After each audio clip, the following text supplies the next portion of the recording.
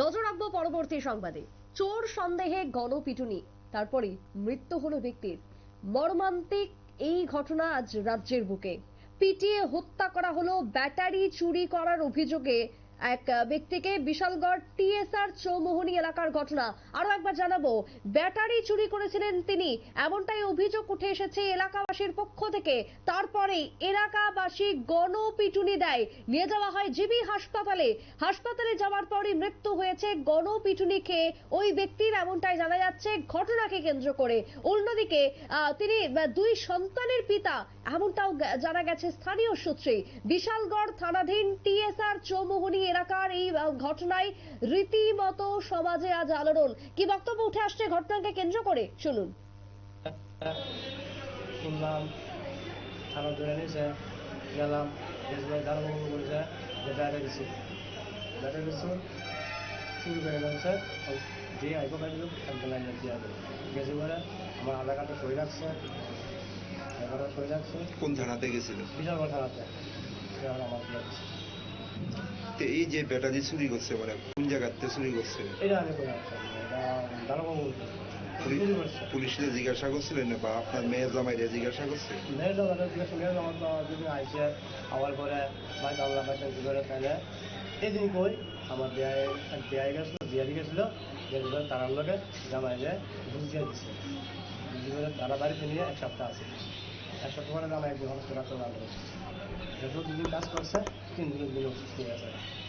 ঠিক হয়েছে তাহলে সেটা যে আমি সময়গুলো একটু কম দেখি, তখন আমি বলছি যে ডাক্তার দেখাও, ওষুধ না আনতে স্লিপ করো, স্লিপ এনে দাও, পানি ওষুধ এনে দাও, বাস। এখন আর একটু বছর তখন বিশালগড় হসপিটালে গেছে, হসপিটালে যাওয়ার থেকে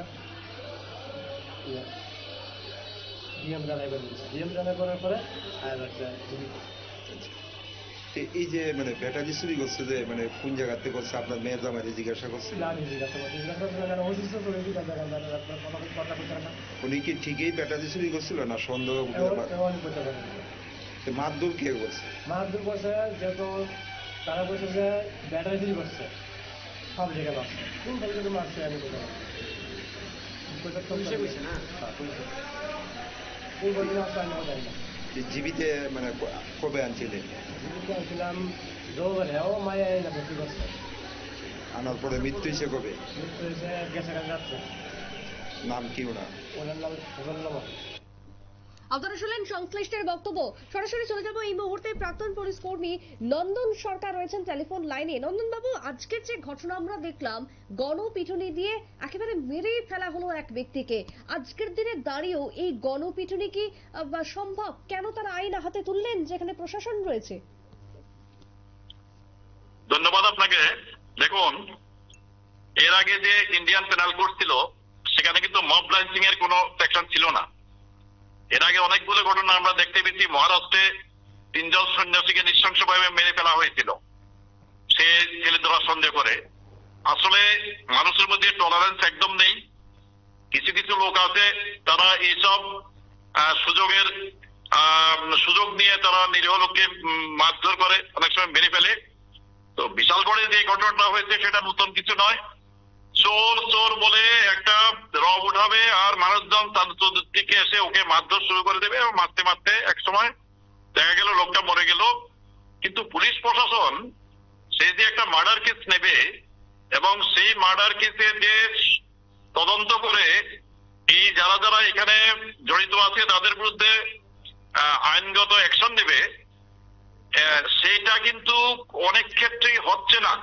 অর্থাৎ এই মব লাঞ্চিং এর কেসগুলোকে সাধারণ জনগণের রোষ হিসাবে দেখিয়ে এরা কিন্তু পার পেয়ে যাচ্ছে। তো এখন নতুন যে বিএনএস হয়েছে মানে ভারতীয় ন্যায় সংহিতা, তাতে কিন্তু একটা স্পেসিফিক একটা ধারা রাখা হয়েছে, একটা সংস্থান রাখা হয়েছে, তাকে বলে মব লাঞ্চিং। অর্থাৎ মব লাঞ্চিংটাকে এখন একটা নির্দিষ্ট অপরাধ হিসাবে বর্ণনা করা হয়েছে ভারতীয় ন্যায় সংহিতায়। এখন কিন্তু পার্টিকুলার ওই সেকশনে যে লোকাল থানা আছে ওখানে কিন্তু মামলা হবে, মামলা হয়ে নির্দিষ্ট একটা প্রসিডিউরে ইনভেস্টিগেশন হবে। তারপরে কিন্তু দোষীদের গ্রেফতার বা আরো যারা উস্কানি দিয়েছিল বিরুদ্ধে কিন্তু প্রত্যেককে কিন্তু সমানভাবে এই কেসে কিন্তু ইনভলভ করে এদের কঠিন থেকে কঠিনতর সাজা দেওয়ার কিন্তু প্রভিশন আইনে আছে। এখন এটা লোকাল থানা কতটুকু করবে তা লোকাল থানা যে তদন্তকারী অফিসার ওনার উপর অনেকটা নির্ভর করছে। সিনিয়র পুলিশ অফিসারদের কিভাবে সুপারভিশন করবে এই কেসটাকে সেটার উপর। কিন্তু মব লাঞ্চিং এর কেসগুলো ভয়ানক। সেখানে দেখা যায় ভোটের কাজ শেষ করে পুলিং অফিসার বাড়ি ফিরতে সহজ পথে না গিয়ে মাঠের উপর দিয়ে হেঁটে যাচ্ছে, ওকে ক্রিমিনাল ভেবে চোর ডাকাত ভেবে মানুষজন পিটিয়ে মেরে ফেলছে। বড়ই দুঃখজনক ঘটনা। এগুলো কঠিন থেকে কঠিনতর শাস্তি হওয়া দরকার ম্যাডাম। এক্ষেত্রে যারা যারা এই ঘটনার সাথে জড়িত প্রত্যেকের বিরুদ্ধে তো ইন্ডিভিজুয়ালি কেস হওয়া দরকার। না, ইন্ডিভিজুয়ালি কেস হবে না। এটাতে ওই যে আগে যেটা একটা সেকশন ছিল, act done by several person in furtherance of common intention, এখানে যারা যারা আছে প্রত্যেকের বিরুদ্ধে একটাই মামলা হবে। সেই মামলাতে যারা যারা এখানে পার্টিসিপেট করেছিল এবং পরবর্তী সময়ে যারা উস্কানি দিয়েছিল বা যারা রিউমারটা ছড়িয়েছিল ওদের প্রত্যেককে কিন্তু একই রকমের শাস্তি হবে।